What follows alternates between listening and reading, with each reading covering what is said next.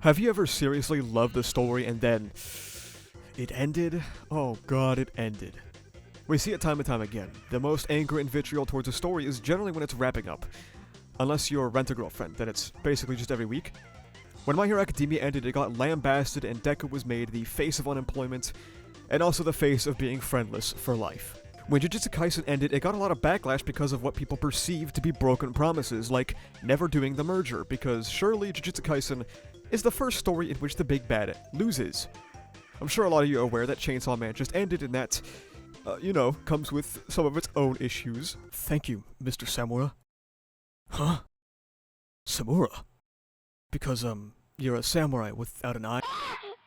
I think we can all agree with the idea that ending a story, especially one as long as these gigantic weekly shonen monsters that are essentially contracted to run into perpetuity, is quite a difficult task. A lot of people will give varying answers on why they think it is hard, however. First of all, it's a lot of damn work to end a story. In the anime space that we occupy, especially because, like we mentioned just now, a lot of the time you're just kind of flying by the seat of your pants for some of it. And this can obviously lead to scope creep, an increased exploration of thematic ideals and characters you maybe didn't intend to when you set out on this journey. You'll find that what most leads to the broken hearts of many when a story ends can end up in a multitude of things. Frustration over loose ends, like some people for some reason genuinely caring about things like Kobani's contracted devil or Yuji's domain name. More realistically, some people will point to things like Pochita's true nature never getting explored, or people's frustrations about JJK's clan politics being largely unexplored. Others will point to broken promises or perhaps rushed conclusions, causing those aforementioned promises to feel like betrayals of investment. For Chainsaw Man fans, is what they consider to be an absolute nightmare of a power return, goading them with the narrative seed being planted of Denji finding her once more after their separation, only for it to be an unceremonious and quite frankly flop of a return. For JJK fans, it could be something like Megumi's sister's reintroduction into the story, just, coming and going, despite being an integral motivation for Megumi's character. Of course, her demise plays a crucial part in Megumi's depression and the final arc at large, but that doesn't mean it's narratively satisfying or even enjoyable to read. For some, they will point to betrayed themes of a story. My Hero Academia fans, and by that I totally don't mean the betrayed state of how I was in 2022, might point to MHA's messaging of the toxicity of shouldering the burden and how you shouldn't go to the lengths of destroying yourself to save people, and that ultimately, your safety matters just as much too, only for Bakugo to literally kill himself and rip his body to shreds to get a really cool power-up. That's really cool, man. Loose ends, broken promises, rushed conclusions, and betrayed themes. I think most people could argue that these are 4 fundamental factors of a shit ending. However, I don't think we need to really make it so complicated as to have 4 separate categories. I think it simply boils down to the failure to deliver on a premise. This is where 99% of frustration about a story ending can come from. I'm leaving that 1% room for something else that one of you weirdos in the comment section might post. I don't know. I'm sure some of you guys are pissed off that maybe Chainsaw Man isn't gooned out enough. I don't know. You might be thinking that this umbrella of failure to deliver on a premise is a vague or a broad one, and that's by design. You see, at the University of Asaratha HS that is headed by a high school dropout for some reason, we don't actually believe in objectivity here. I'm of the belief that when you put a story or a piece of art out there, you can do your best to communicate your intent, but when it's out of your hands, people can see in it whatever the fuck they please.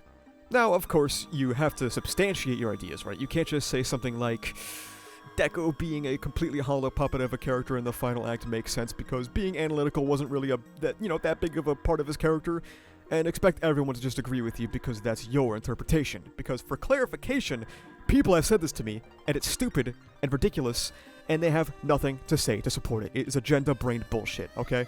People come to all kinds of conclusions. They form all kinds of ideas, and also, they find a lot of premises that may or may not be intended. Which can, of course, mean that sometimes the premises that people feel have been betrayed, well, the author didn't even mean to betray you. They didn't know it was a premise. Can the author truly juggle all of the hopes and expectations of thousands or hundreds of thousands or even millions of dorks and weirdos on the internet? Well, no. Some people, by virtue, are going to be disappointed. It's in the name of the game. Unfortunately, the author did not see your surprisingly well laid out theory as to why these two characters are gay for each other. I mean, dude, that is a pretty good thread, but they just didn't think about it. But where I think a lot of people go wrong is that they think that this is a bad thing. They think that by having expectations or theories of your own, you are setting yourself up for failure. I'm sure you've seen the messages or the posts. People just don't like this thing because it went against their expectations, and it's true. This does happen, but yeah, dude, that's how it works. To assert otherwise is the epitome of just consume thing and like thing. It's bot behavior. Totally not just saying that to plug this video, by the way. Go ahead and watch that after this. If you cannot use your own likes, dislikes, biases, or preconceived notions to evaluate whether you like something, then there is no possible way to evaluate if you like or dislike it. This mentality of, oh, you just don't like it because it didn't go the way you wanted, it's a thought-terminating cliche designed specifically to put down people who don't like something that they like, and handcrafted in a lab with a box of scraps to immediately end any and all discussion. It's the coward's way out, but also, just maybe, there may be a nugget of truth in what they're attempting to communicate, but we can talk about that later. Let's talk about investment. There's a stark difference that you may have noticed when it comes to perceptions of an ending when it first drops in, say, a manga, versus when it airs on our big ol' TVs. Investment is a tricky thing. It leads people places I wouldn't even go with a gun, but this isn't something a lot of people think about. This may be a hot take, apologies if so, but I think fundamentally, the investment between a source material reader and an anime only is going to be on a different scale. I do think there are some instances where they can match, though it's rare, but on average, I would say that a source material reader is more invested than someone who watches the anime. Okay, before you freak out, think of it this way, right? The average anime only. Not all of them, okay? So again, don't freak the fuck out, but the average anime only is sitting there, scratching their balls and maybe playing a game or doing something else while the episode plays. And if not, they're part of a group who just watches anime to have fun. They're watching like 6 or the number 1 less than 8 anime at any given moment in any given season. They aren't giving strong consideration to all of them, just maybe unwinding after work, or, you know, maybe they just hopped off the game, went 0-8, and they want to watch, I don't know, what the fuck is airing this season. Maybe they want to watch people get murdered, I don't know, in a cave. Now, I know that there are source readers that can also do this, but with stuff like manga or light novels. I know that I personally don't give consideration on the levels of ReZero to everything I read, like, I'm sorry. I'm not considering the deep intricacies of Himatan on the same level of the portrayal of the political landscape of Japan and Kagurabachi. Reading source material is just a much more involved process, though, and I think that can inherently build investment that some visual mediums can lack for people due to second screen effects and other things. I mean, the visual medium, it's one that can play automatically, right? Like, you don't gotta flip the page, you don't really gotta read the page, you don't gotta look at all the art. It can happen in the background without you even knowing. And since that base level of investment may be higher, you may, I don't know, gravitate towards community, okay? Look, I'm not that invested in JJK. But I still see and sometimes participate in community discussions. I partake in the circulation of ideas, I take in other people's interpretations, consider them, reject them, accept them. And even though I don't like JJK all that much, because of that source material knowledge and participation in the community, it forms that feedback loop that builds some investment. So we see these two factions clash when an ending airs in an anime. Anime-onlys, with the benefit of potentially improved presentation due to adaptation elevations, potentially better pacing due to a different release cycle, and at times, objectively less investment and participation in fandom discussions and circulation of ideas, that come out more positive about the ending they had just experienced, being completely unable to even grasp why source readers hold so much vitriol for it. This isn't an ending, so it's not completely analogous for this video topic, but this could be seen with the culling games in Jujutsu Kaisen Season 3. During release, not a particularly liked arc. People felt it was meandering, without very strong character writing, with dogshit pacing, and it did not properly capitalize on the momentum generated by the Shibuya incident, something that was widely loved. However, the incredible presentation and amazingly hyped fight scenes, coupled with massively improved pacing, had people going, people didn't like this arc? And yeah, watching it is an incredible fucking treat. I loved JJK Season 3 as an adaptation, but I still don't really feel that it addressed the complaints that were had by people like myself at the time of its release in the manga. The set dressing is just so hypnotizing. My god, it is beautiful. So, source material readers are usually seen as more bitter and negative. I mentioned earlier that there was a nugget of truth to the idea of, you don't like it because it didn't go the way you wanted, and I'd like to extrapolate on that a bit. Now, the point is total bullshit because they're not making it correctly, but I do think that if they just pushed it a little bit further, they could maybe get somewhere with it. When you spend a lot of your time in community discussion, and you have a lot of time to stew on plot points and your interpretations, you can kind of become dug in. I can't change their mind. I won't change my mind, because I don't have to. I won't change my mind on anything, regardless of the facts that are set out before me. I'm dug in. It's only natural, right? You've given this thing so much thought, so much consideration, you feel like you have it all figured out. And then it doesn't end up going that way, and that can be frustrating. What a lot of people fall under the trap of, though, is the unwillingness to update interpretations with new information. And I fear that some people fall into the trap of never allowing a piece of work to subvert expectations with this pure, rock-solid mentality. I'm not going to say that this represents a wide group of Kagurabachi fans, because I don't think it does, but there is a non-zero amount of people who wanted the islanders who got genocided to be perfect victims, completely morally pure until Soga came and killed, well, all of them. And frankly, outside of equivocations to real-world genocides not being so cut and dry, there wasn't much in the story to point to the opposite. So, when the story made it clear that they, just like any group of people, were not entirely perfect individuals, some people refused to update their interpretation.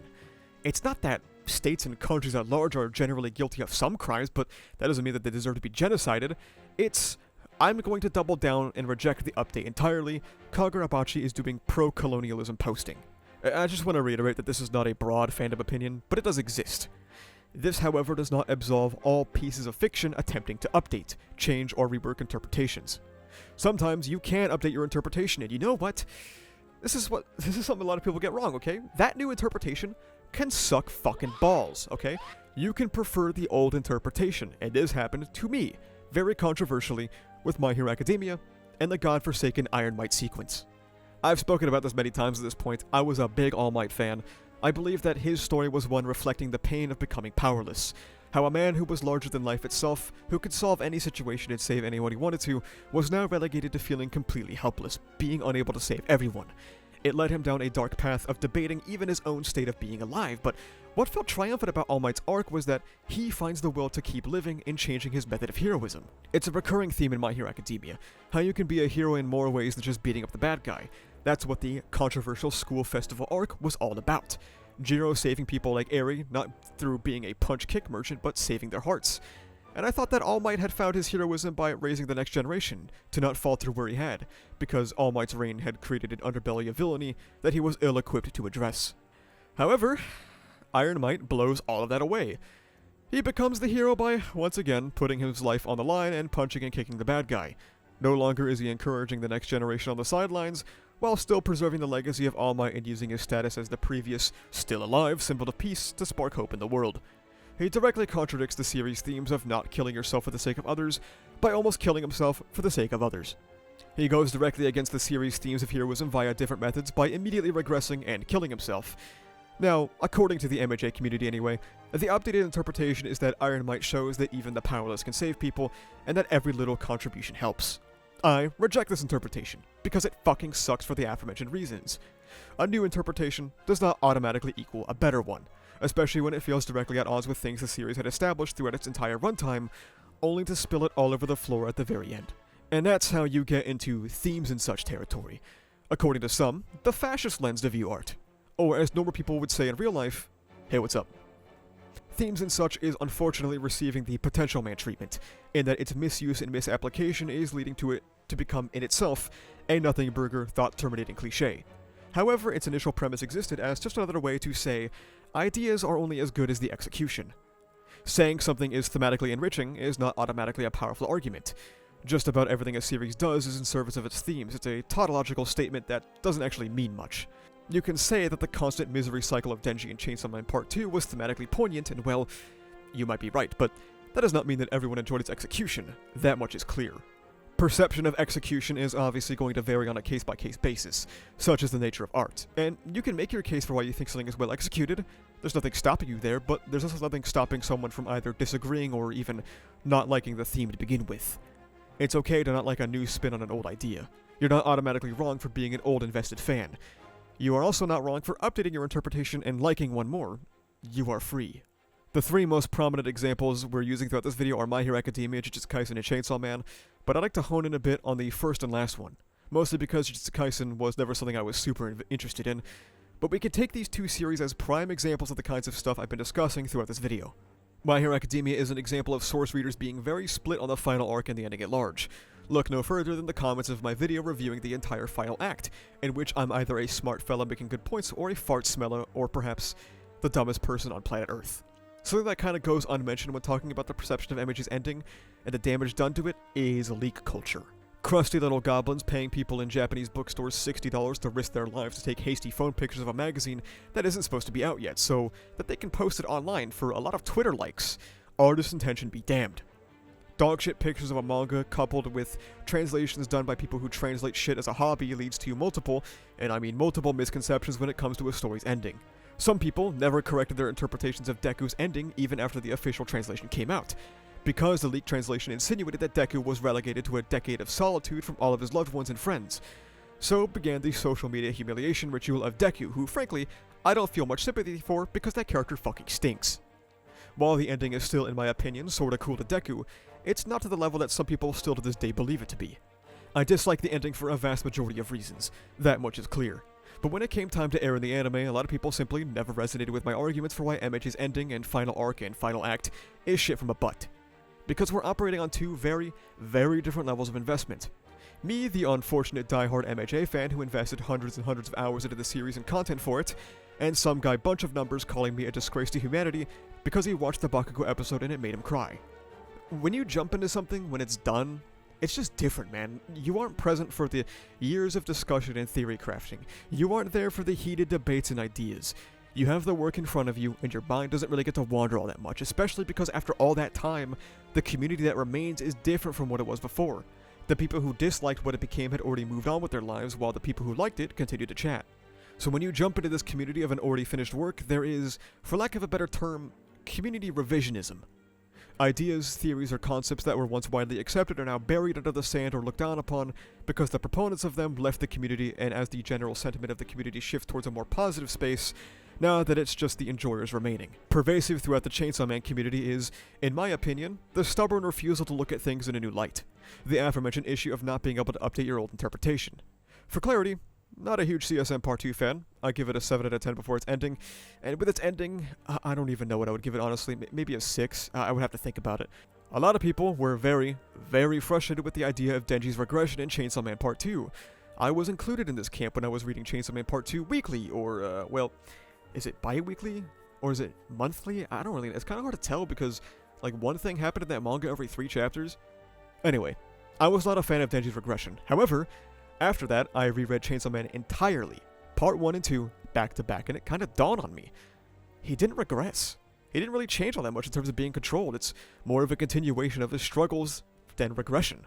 I don't want to say some people read the manga in bad faith because I don't think people act in bad faith on purpose very often, but I do think a lot of people were genuinely just hate reading, which is fine, I get it. They were dug in every 2 weeks to call it ass and move on, and yeah, that ending is really fucking weird and rough, but I do think some people weren't actually trying to engage with it because they had been burned. And this is where I have to make some clarifications. This video might make it sound like that if you're invested in something, you're making a bad decision. So far, I've spoken a lot about invested fans digging in, being betrayed, and being very critical about things they used to enjoy. Unfortunately, due to the nature of social media discussion and algorithms, the most negative voices prevail, so I kind of have to front-load the video by talking about those negative experiences and negative outcomes. I want to clarify, though, that I don't want it to seem that way. I don't think getting invested in a piece of art is a bad decision just because there is a chance it's going to hurt you. That would be a bad way to look at not just art, but life in general. As you grow up, you realize that you have to put yourself out on the line for potential happiness. You can't just live in fear of being hurt by everything, otherwise you would never do anything at all. Will there come a time where you go balls deep into a story and you hit a point where it just makes you upset? You're watching it flounder, flop around like a dying fish, and being forced to watch something that brought you so much happiness suddenly become a vector of irritation. This just happened to me with ReZero. I still love it, don't get me wrong, and I won't get into spoilers on ReZero since approximately 3 people actually read the novels, but Arc 9 fucking burned me. My absurd investment in ReZero, I mean, look at my channel for God's sake, has brought me immeasurable good. It brought me a big chunk of the community that I have today, it brought me friends and connections I never would have had without it, it brought me the fortunate issue of blasting my load all over the ceiling during some of those incredible moments in that story. I wouldn't have gotten these feelings without that investment. I also wouldn't have gotten burned. Arc 9's ending to me was so fucking bad that it permanently damaged my investment in the series as a whole. Arc 10 is already a whole book in, and I have read literally 1 chapter, and I closed it. I just don't have the drive. Even the magical stimulants I've been taking have not made me read ReZero. And it reminds me of when My Hero Academia was first ending, and it was clear that I was pivoting more towards things like ReZero and Kagurabachi. People would often come into my MHA streams or whatever, and they would be like, well, MHA burned you. Why do you think ReZero or Kagurabachi won't? And my response to that is, I don't think that they won't. I just don't give a shit. If it happens, it happens. Like, what the hell can I do about it? That's like saying that someone shouldn't find love in their life because it could end. Okay, so what if it does? That's the double-edged blade of life, man. You put yourself out there to experience pleasure at the risk of pain. The pain isn't fun, but what's life without pleasure? It's the age-old phrase of, it is better to have loved and lost than to have never loved at all. And I think this is the fundamental reason that a lot of people miss out on when they look at all the negativity about a series ending.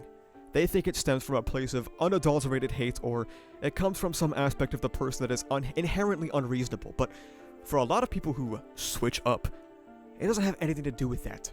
It comes from a place of love. They shamble along with a story they're no longer invested in. They still talk about it on social media and get into fights about it, because that shit used to mean something to you, man. And that love doesn't just die down overnight. You will stick with something that doesn't interest you anymore because of what was. And that is why you will see people fall into the sunk cost fallacy for art that now frustrates them. Ultimately, and I think this is an important thing to internalize, it's something a lot of people online struggle with. Ultimately, your experience with a piece of art is yours and yours alone. It does not matter if that experience is saying the story is fantastic, or if it's just good, or if it's meh or bad or ass. It's yours and only yours. The world may scream about how it's trash, the world may scream about how it's peak, but what you walk away with is always the winner. Whether it be joy or disappointment, there are billions of people, billions of different opinions, but your enjoyment is only for yourself.